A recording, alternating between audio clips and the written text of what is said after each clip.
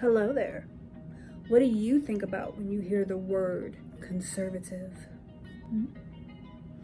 Yeah, I pretty much just associate that to the French Revolution. I don't know about you, but my turtleneck is turtlenecking and I've got a memory bank. I remember the French Revolution. Revolution? I remember the French Revolution. Okay, the era in time where 18th century 1700 1799 was in play. I'm not saying I was alive back then. No, that would make me a vampire. I'm simply saying that if you want to associate conservatism to an era, start with the French Revolution, everything will make sense. Because that was the space and time where there was a growing pace of political, social, and economic change. Change that likely sounded great as proposals usually do on paper. And then once they get transferred out into reality, everything blows up. Basically. This is what's expected, right? It happens all the time. So segue to why conservatism exists in the first place. When you hear the word conservative, what comes to mind? Racist? Bigot? Okay, yeah. How rich? How original? I think that's what the media would have you believe.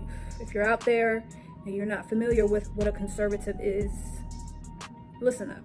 When you're talking about a conservative is a person who belongs to a political faction that if you were to actually uproot them to put them into any political space or political organism, they would act as a part of a class that serves the function of putting the brakes on a train that has no brakes.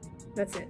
Throughout time, space, reality, conservatives are the brakes to a train that has no brakes. That is it. Oh my God! Oh, from a longitudinal perspective, yes, always think French Revolution if nothing else. Ask who were the people that pushed back against the pressures of industrialization brought about by liberalism, socialism, nationalism.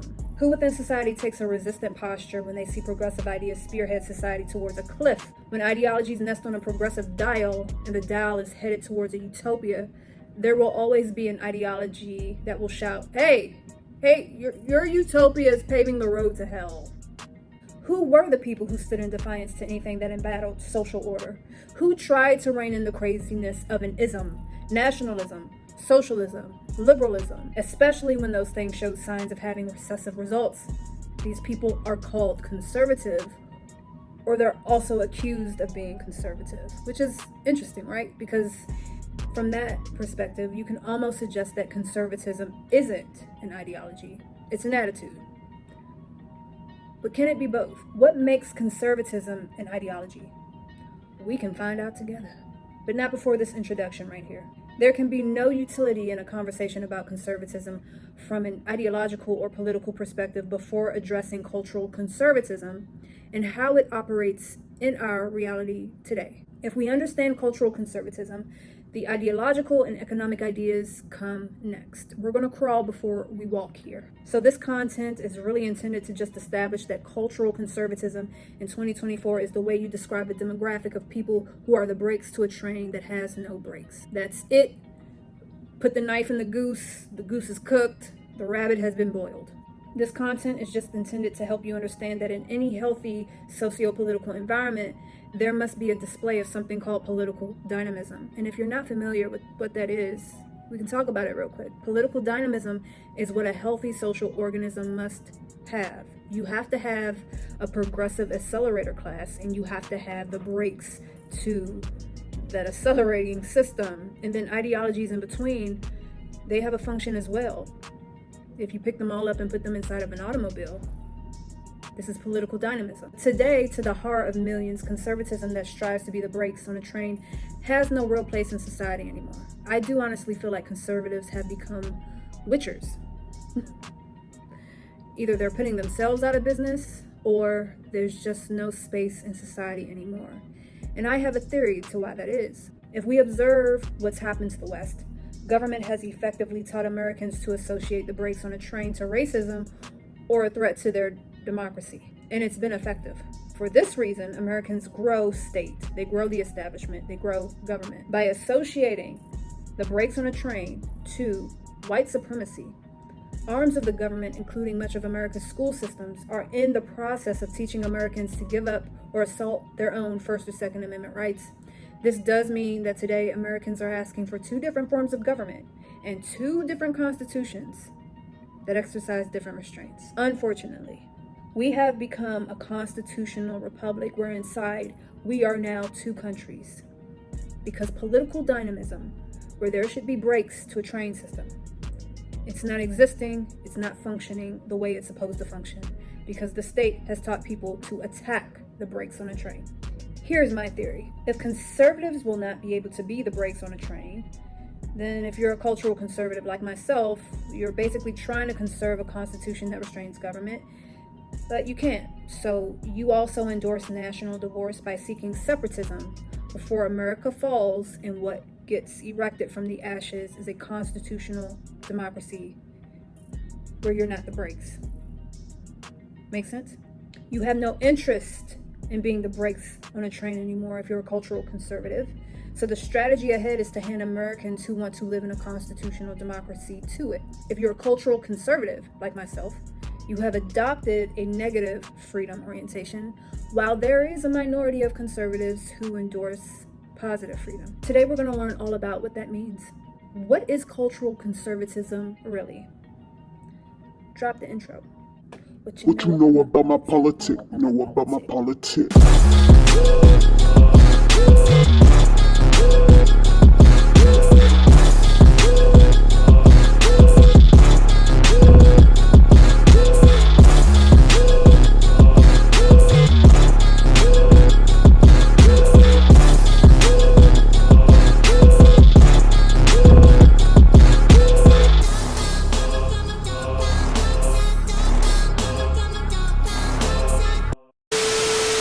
Alrighty then. I haven't had any lunch today, apart from this. It doesn't matter if I'm high off of 15 protein bars. Protein is good for you. Let's get into this. First things first, before we talk about ideology, we gotta establish something. We gotta establish that no ideology is complete without a stated freedom orientation. What does this mean? When someone tells you they are a specific ideology, they're not telling you anything unless they state whether or not they grow or shrink government for their ideology. This is a freedom orientation. You either endorse positive freedom or negative freedom. Let's talk about that a bit more. You can apply that to conservatism. Conservatives are supposed to conserve. They're supposed to conserve. But have you wondered why they don't? Or why conservatives in the mainstream media who sit on panels on shows like The View, they can actually sit amongst progressives and liberals and fit in a little bit too well? They agree with progressive ideas without any impetus or any desire to keep the state small. It's because some conservatives have the same freedom orientation as progressives and liberals. So they grow government in the positive together. They endorse positive freedom. Positive freedom is a freedom orientation where you aspire to freedom and autonomy by growing government in the positive. If you think of a positive freedom orientation as a blood type, it'll make sense.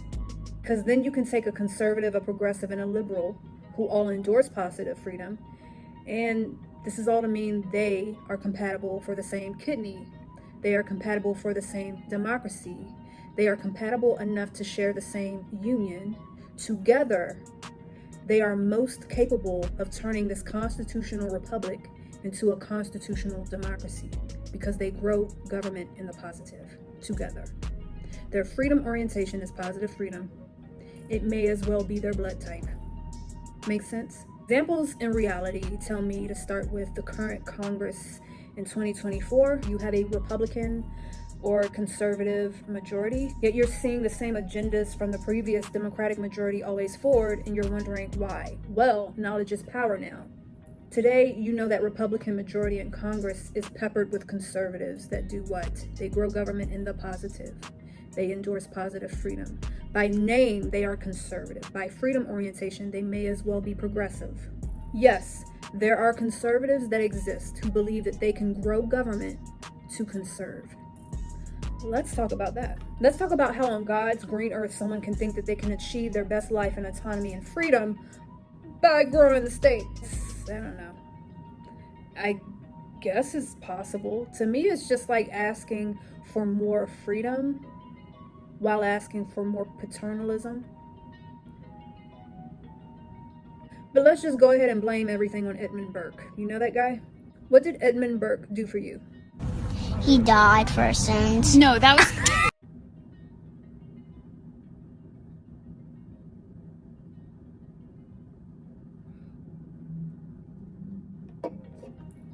I have no idea what the hell is going on in public schools. Edmund Burke. My brain is fried after that. UK conservatism drew from his ideas. Nobody died for your sins. Burke believed that blind resistance to change was problematic, that people should have a prudent willingness to change in order to conserve. He's not wrong. I just think for me, it makes sense that you can meet society where it is because you can't conserve in the way your grandparents used to conserve. That doesn't make any sense, especially in 2024. However, the kind of conservative I am that endorses negative freedom, a shrink government, I would find that entire perspective to have so much of a slippery slope that I would just avoid the slope. Can you conserve while growing government according to Burke? Sure, anything's possible if you just believe. I think it's possible under the condition that the government actually wants to conserve. So it's a conditional yes. The problem is governments generally want to progress to so much power that the people they govern over, they don't get to keep power for themselves. You trade liberty and freedom for safety. So the answer is that yes, government can conserve, but it won't. So that's also your answer. Oh my God! Oh, Conservation in 2024 requires separatism. Just my opinion. Since our reality is that there are two Americas that want two different forms of government and two different constitutions, unless there is a compelling argument that you can resist Marxist, socialist, and communist ideas while choosing integration over separatism, the answer is separatism. You can't conserve a constitutional republic if half of the country wants to live in a constitutional democracy for progress. So you use separatism as a tool and a vehicle. I think in a way that makes me a progressive conservative who endorses negative freedom. But I digress. This isn't about me. This is about cultural conservatism. So let's dig into this cake. Let's cook. Conservatism is the most modest of political ideologies, resilient for the fact that wherever progressivism uproots, a class will always arise to question if whether or not we are progressing towards the right future. It's no different than accepting that wherever there is consent, there will always be a party that resists something. Wherever progress goes, resistance follows. Do you want to progress towards a democracy where the Constitution does not restrain government? It restrains citizens for their safety. A resistant class would be your conservatives. Is your response to social injustice and police brutality defunding the police? A resistant class will follow. Conservatism is not an ideology truly fixed to a particular system of ideas per se. You don't really need subscriptions to fixed ideas if you just have growing concerns about the welfare state and the economy, which is why I can sense that, often conservatism is viewed as more of just an attitude. If you subscribe to conservatism, what truly sets you apart from the modern and classical liberal is that you have a clear understanding of what you oppose than what you favor. You know what you like, but you really know what you don't like. Yeah, that pretty much sums me up. I'm guilty. Whereas the modern liberal and classical liberal have a clear understanding of what they favor and what they oppose. Let's get deeper into that. So let's ground cultural conservatism into our reality today. This is where it gets good, you guys. I want you to come out of your history books. I want you to observe the world around you. Believe your own eyes and your own ears. Pretend like the mainstream media as a propagandist machine doesn't even exist.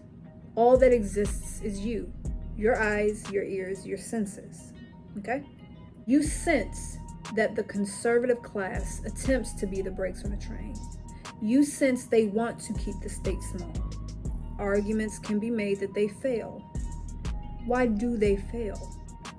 Since conservatism can be a posture or an attitude as well as an ideology, conservatives are reactive. They are not proactive. By nature of resisting, they respond after, not before, assault. That is when they become the most energized to mobilize. And it's also true that conservatives operate off of what they won't risk versus what they can prove. Now, if you're paying attention, you would find contradiction in those two claims. If conservatives operate off of what they won't risk, that should keep them proactive, shouldn't it? So that contradicts the claim that they are reactive. But that's the point. Operating off risk should keep conservatives proactive, but it doesn't. So they fail to conserve anything in society. This is the part where we segue into understanding a cultural conservative's reaction to social injustice, racism, homicide. If you don't outsource your opinions to the state who tells you that conservatives are just racist, you'll actually pick up a pattern that cultural conservatives display in order to help them as they conserve life, liberty, and happiness. There's a pattern that includes the role of government, order, authority, and justice, and risk versus proof. That can be an equation if you think about it. The most important variable of that equation being the role of government. This is the part where it gets really juicy, guys. There's a reason why I mentioned role of government, order, authority, and discipline, risk versus proof, all in that particular order. This is a formula we can actually use to solve the question of how cultural conservatism conserves life, liberty, and happiness. This political faction leads with the role of government first, to apply the trinity of order, authority, and discipline second, and then they operate off of what they won't risk versus what can be proven last. This is my own theory. So let's put cultural conservatives who have a negative freedom orientation, meaning they keep the state in a negative. Let's dump them in a hypothetical where they are the witnesses of police brutality. How will they react under that circumstance in a way that conserves life, liberty, and happiness? All we have to do is apply that crazy formula I pulled out of the air. First things first, let's tackle this role of government business. After I explain the cultural conservatives' perspective on role of government to you, everything falls into place. There is an epigenetic subconscious response within the conservative camp where they construe all problems, consciously or not, through a principle. The principle is that the government's role is to regulate, legislate, and manage incompatible interest groups. And most important of all, the government's role is to reflect the people it governs over. As a principle, government cannot, will not dispense morality. It literally can't. It won't. It's pretty much, it's not its job or its function to do that. That was never government's function. So if we start there and the government's most important role is to reflect its citizenry, that promises that the government will manage, legislate, and regulate the flawed solutions citizens want to become policy. Government will mirror the flaws of its citizens because it has no more morality than the people in it. This is a principle. So what comes next? That trinity. You have the trinity of order, authority, and discipline added to the mix. Cultural conservatives will try to foster those three things into their communities because they know if they respond emotionally to the scenario of police brutality, if their solution to corrupt police is worse than corrupt police, that is a risk not worth taking. Government in this case is the eye of Sauron. All the variables of role of government, order, authority, and discipline, risk versus proof are right here. I am feeding them to you. If we dig more into the scenario, in the case of police brutality and an inherently racist prison system, how will the cultural conservative conserve life, liberty, and happiness? I'll tell you, they will either confirm or deny corruption exists. It doesn't matter. The cultural conservative knows that they have a better chance at defeating the corruption they confirm or deny exists if the solution to police brutality isn't an emotional solution. An emotional response to police brutality would mean endorsing a solution like defunding the police. What's going to happen next when you do that? What will happen next is that the government, by nature of what its function is, will manage, regulate, or legislate the flawed solution of defunding the police, resulting in legislating, regulating, and managing laws where predators have more rights than law-abiding citizens. The principle of government tells cultural conservatives to subvert that entire business by not taking risk, because defunding the police begets worse outcomes than police brutality and police corruption. The cultural conservative will not prove defunding the police is a bad idea. They won't even risk to go into debate, but they will watch citizens who endorse defunding the police get fed to their own logic. The government as principle mirrors the citizenry. If you have a corrupt or flawed solution to corruption, you get delivered to your own debased mind. This is what we've witnessed from cultural conservatives who have demonstrated this pattern of observing government's role, applying a trinity of order, authority, and discipline within their own communities. They do this all to avoid the risk of growing government. They avoid the risk, and they're not interested in proving why the risk exists. Cultural conservatives are more likely to take justice into their own hands. They place down deterrence for predators the old-fashioned way. They would not get state involved. What has to be underscored here is something that most people find so unsavory. It's that conservatives today can literally have the wrong or right take on corruption, police brutality, and racism, but they have the right caution when it comes to government. Therefore, they attract least recessive results. That is the irony of life. Let's discover the different but similar pattern that positive freedom orientations use to aspire to life, liberty, and happiness. If you notice, cultural conservatives seek to conserve life, liberty, and happiness. Progressives and liberals aspire to life, liberty, and happiness. Observe these political factions together and you'll see a stark difference. Let's talk about it. Progressives and modern liberals aspire to life, liberty, and happiness by not questioning risk. They believe the state can prove itself to be the arbiter of order, authority, and discipline, and they do not recognize role of government as government was intended whatsoever. To positive freedom orientations, government is capable of morality. Government can prove itself to be moral. And so the proof of that exists in our reality. The pattern of their behavior is an avoidance of risk assessment for the greater good of achieving order, authority, and discipline from the top down. The government proves itself to be moral. So if we apply this to the scenario of police brutality in a corrupt prison system, the positive freedom orientations like modern liberals, progressives, they will grow the state progressively to defund the police. This solution is expected to offset and restore order, authority, and discipline from the top down. The government proves itself to be the arbiter of morality this way, because if it can prove that it can lower disparities within the prison system, that's the greatest good for community. So there is a sacrificial element within the class of people that endorse positive freedom. They do seek to cure disparities, and they do it at the expense of themselves and their community. On paper, disparities do vanish, but it's because the predators are no longer in prison. They are left to terrorize communities or the law-abiding citizen class. How did this happen? It was not observed that government as a principle manages, legislates, regulates you as a social organism. If you're a social organism that decides that equal and equitable outcomes are the highest aim, and you take the virtues of compassion, tolerance, you take all of those things to direct it towards the wrong subject or object, like predators, this is what you get.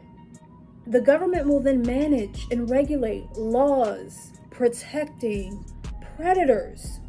And should you regret the decision of defunding the police, government is not capable of pulling an Uno reverse card.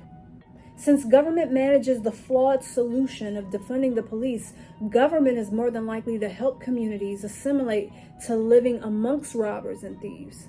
Government sponsors messages about how to give up your personal possessions, how to keep your car unlocked, how to never defend your life in your own home. The predator in this case must have his or her dignity protected. Yours comes last.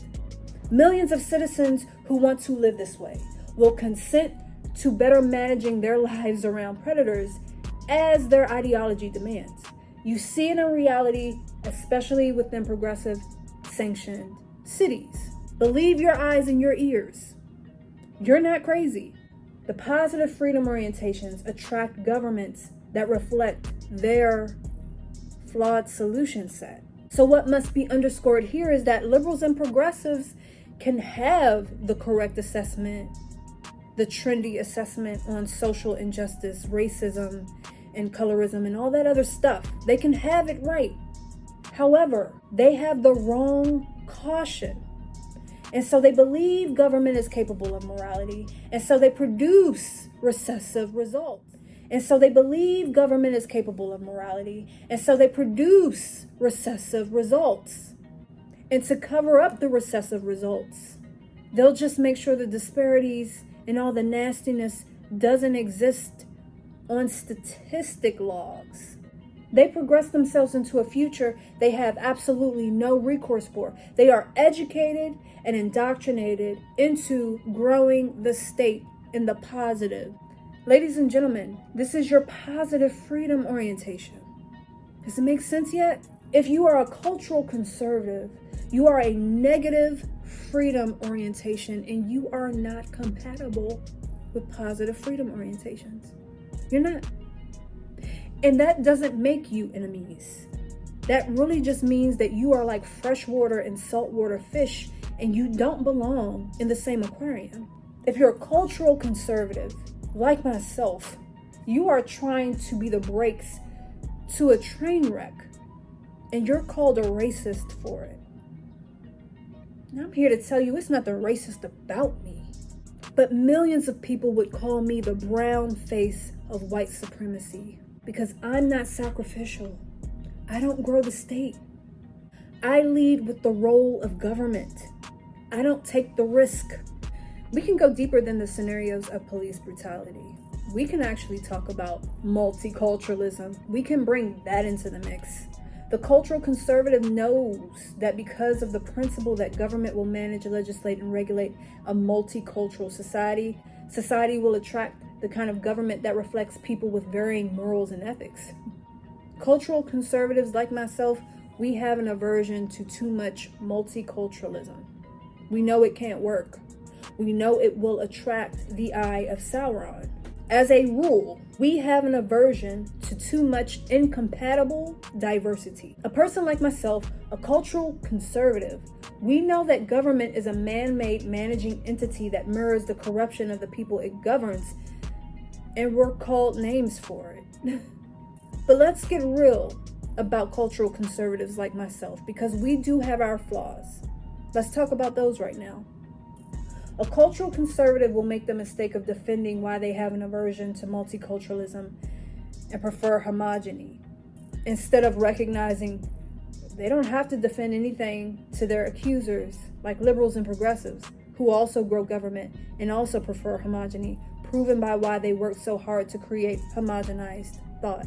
Positive freedom orientations have diversity of skin color to hide how they aspire to homogeny of the mind, where negative freedom orientations like cultural conservatives lack diversity of skin.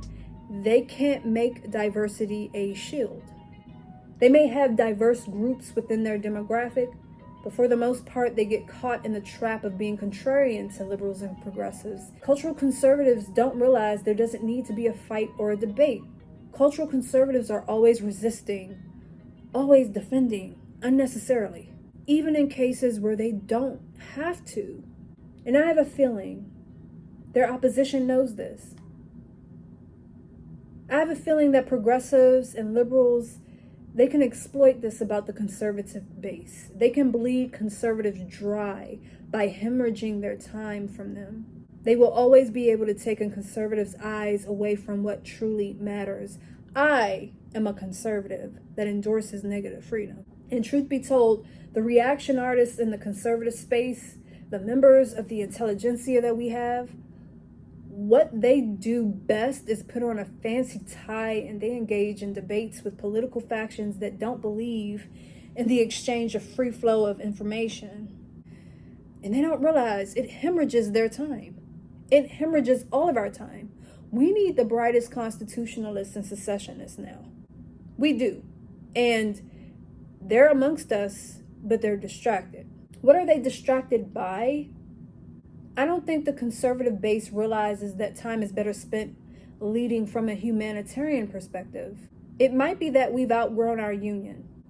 It might be that today you can't be governed by the same Washington, D.C. You can't.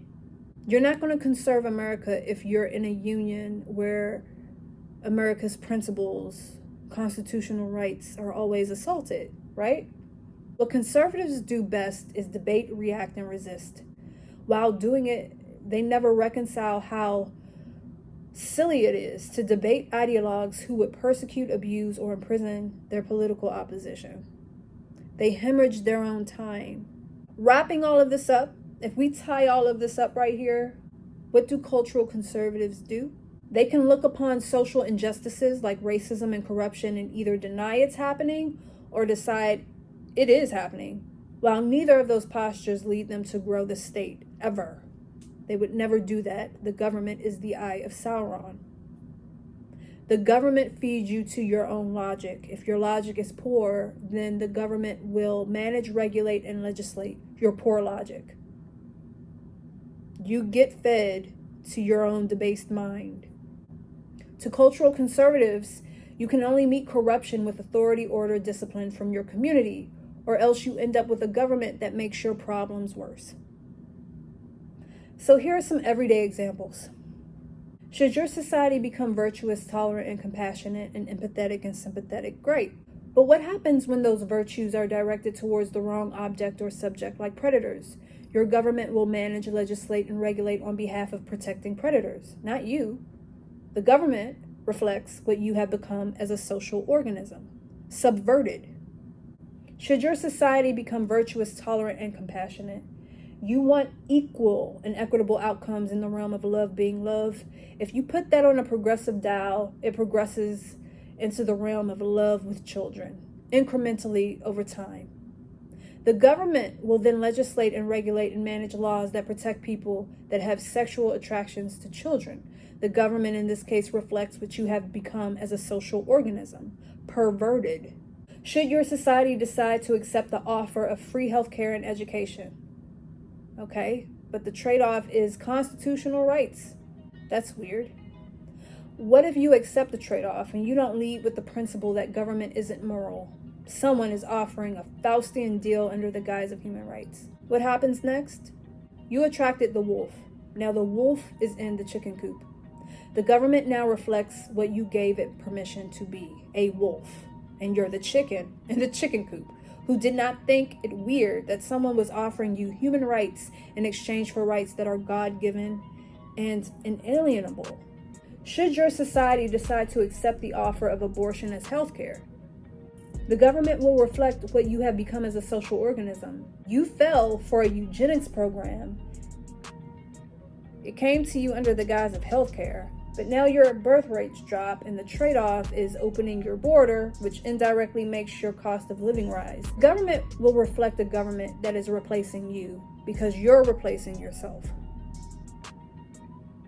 The government, which has no morality, will not find this approach corrupt. Government is in the position of defending itself by saying, Americans took the offer. They accepted a eugenics program under the guise of healthcare.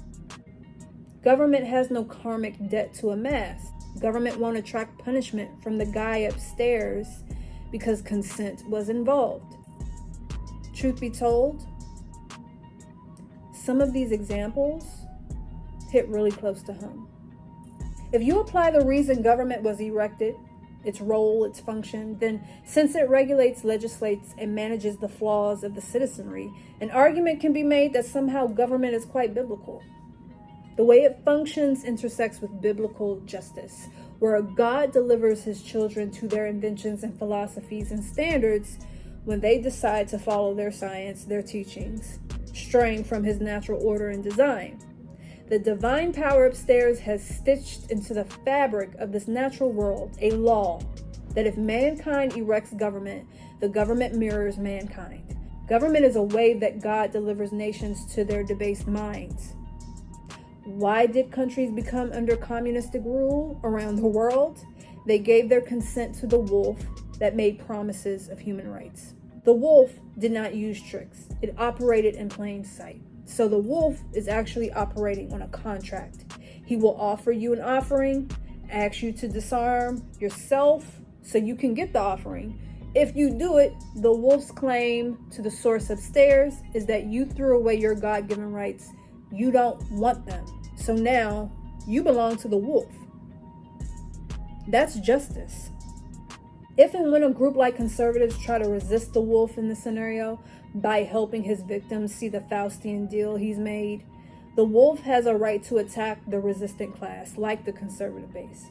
And the conservative base also gets attacked by the people who are the victims of the wolf because they actually want the wolf to lead them. They've consented to the wolf. So the lesson here is that if mankind is without corruption, government is less corrupt. You don't attract the wolf.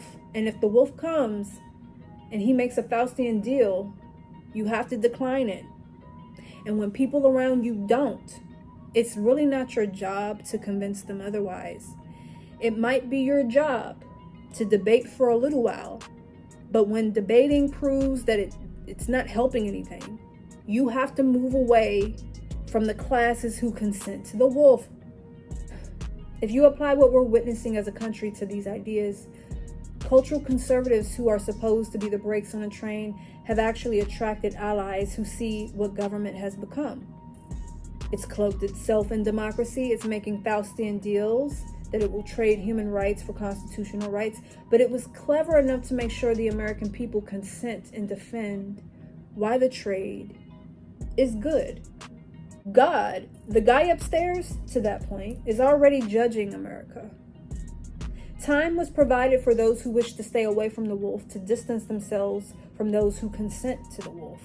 If you haven't distanced yourself from the wolf, or those who consent to the wolf, in this scenario, God delivers people to their debased minds, and that means you get delivered with them because you handcuffed yourself to them.